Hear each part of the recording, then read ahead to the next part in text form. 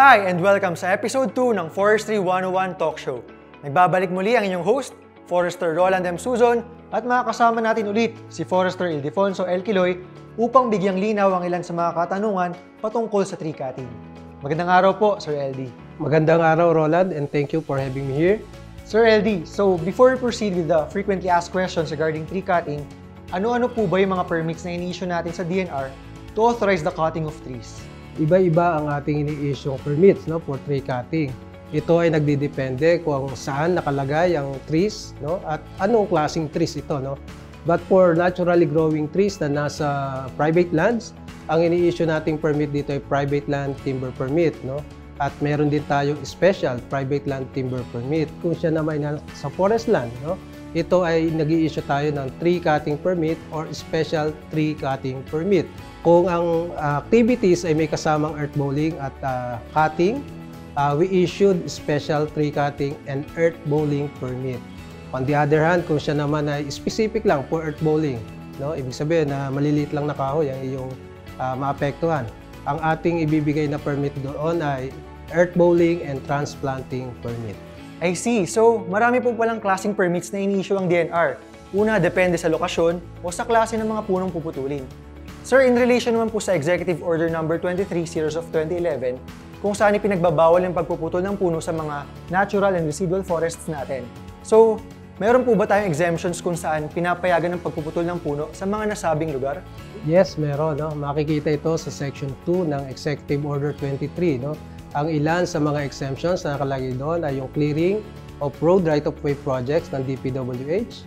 Andyan ang site preparation for plantation development. Meron din silvicultural treatments and other similar activities. Provided that the logs derived from this tree cutting permit shall be turned over to DNR for proper disposition. And nag-issue din ang Office of the Executive Secretary ng memorandum sa DNR dated October 20, 2011, identifying the additional exemptions. Andyan yung renewable energy projects, construction of transmission lines, telecommunication sites, substation sites, and other power generation projects, including maintenance activities of existing lines. Andyan din yung infrastructure projects taken by the government through the private contractors, public and private places that pose danger to lives and properties, other priority projects of the government, and government-approved projects that are considered priority, as approved by the Office of the President. And lastly, the mining companies with the approved environmental protection and enhancement program. Ang tawag natin doon ay EPEP. I see. So, marami po palang provided na exemptions under the Executive Order No. 23. Next question naman, sir. Maaari daw po bang putulin ng kahit na sinong individual or farmers yung mga tinanim nilang puno sa loob ng mga untenured areas? Clarify ko lang, Roland, dahil sinabi mo untenured yan, ibig sabihin niyan forest land yan. So dapat wala muna silang gagawing any development sa untenured areas kung wala silang appropriate agreement. So dahil sa example mo, nakapag-develop na sila halimbawa ng plantation, so ang kailangan nila muna gawin ay mag-apply muna sila ng appropriate tenure instrument bago sila mabigyan ng harvesting permit. Ang pwede nilang applyan dyan ay yung tinatawag nating socialized Industrial Forest Management Agreement or yung SIPMA for individual. Ngayon kung siya naman ay member ng isang community or people's organization, he can apply for a Community-Based Forest Management Agreement or CBFMA. So sir, paano naman po kung nasa loob ng Mineral Reservation Area yung mga puputuling puno? So importante na meron din muna silang authority to occupy this mineral reservation. Ito ay nangyayari kung sila ay ma-awardan ng isang Mineral Production Sharing Agreement or MPSA o kaya naman ay yung tinatawag nating Financial or Technical Assistance Agreement. But again, hindi lahat ng MPSA or FTAA holder ay mabibigyan ng tree cutting permit. Per our existing law, yung EO 23, ang isang exemptions lamang doon ay mining companies with approved Environmental Protection and Enhancement Program or EPEP. Ibig sabihin, kung ikay mining companies na wala kang approved EPEP, hindi ka pa rin pwedeng mag-apply at mabigyan ng tree cutting permit. Ito naman po, Sir LD, tanong po related sa mga power line operations natin.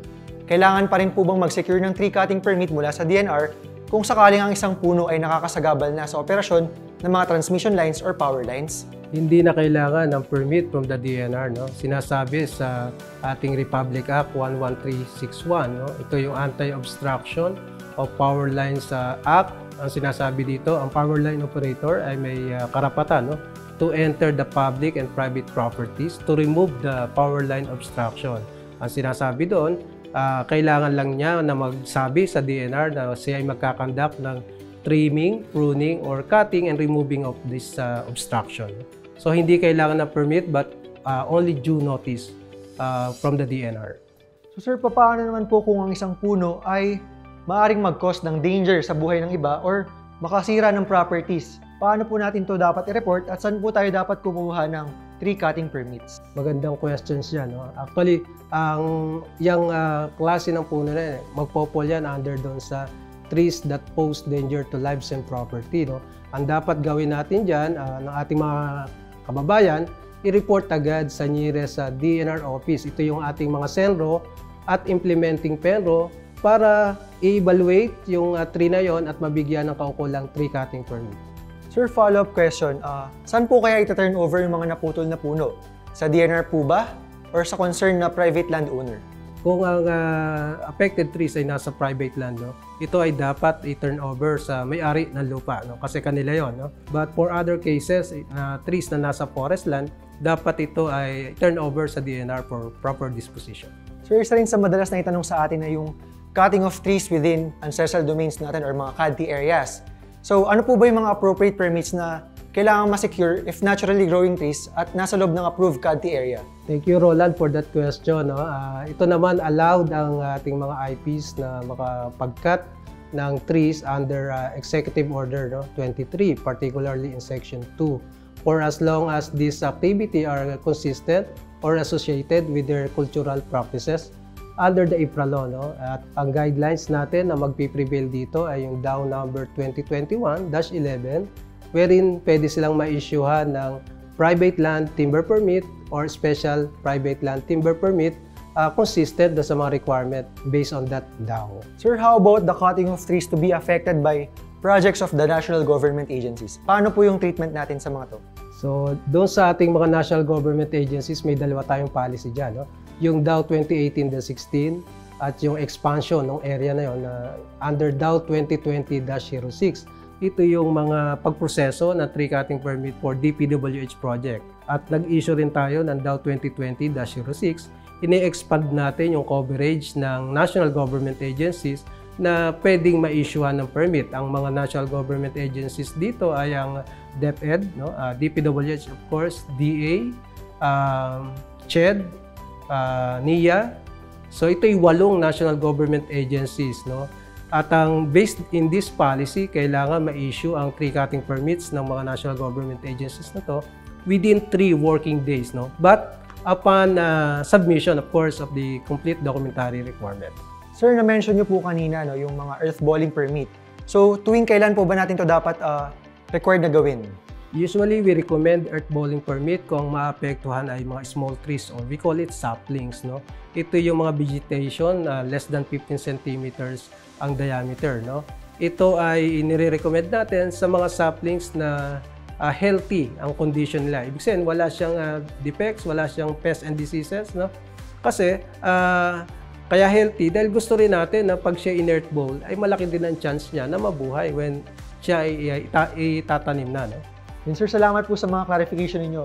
Pero ito, sir, for our last question, allowed po ba ang cutting of mangroves kung sakaling maapektuhan ito ng mga DPWH or mga housing development projects? Roland, ang sagot dyan ay yung malaking no, no? Ibig sabihin, our existing law, yung RE 7161, sinasabi doon na cutting of mangrove resources is prohibited nationwide. So, hindi talaga siya pwedeng i-cut ang ating mangrove resources.